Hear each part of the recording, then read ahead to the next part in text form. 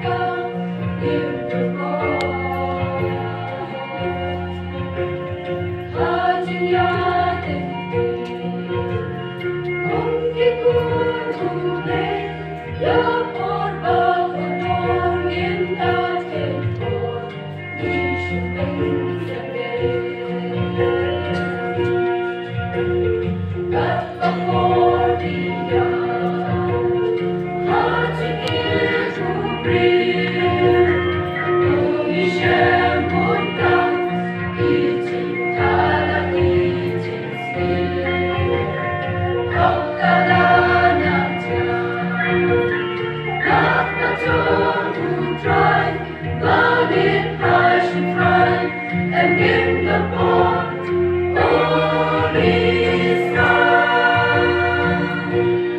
Tungin yetin ayalamin, kinigisigan ka, lagi longyan, hagajingin, padhagajing shisha, nakajing yahin, tilakawin, kapang bublay ng train, kajing metaskan, hagajingin, I got you.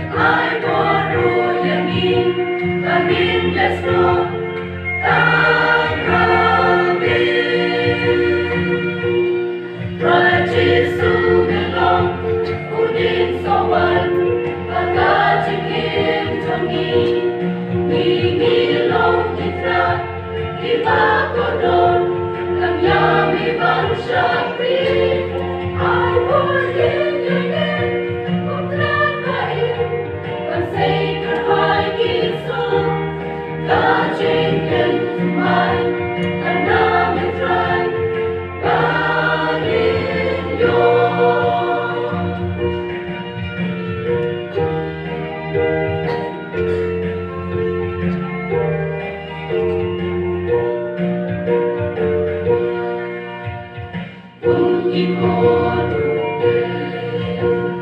Tungin ta sumay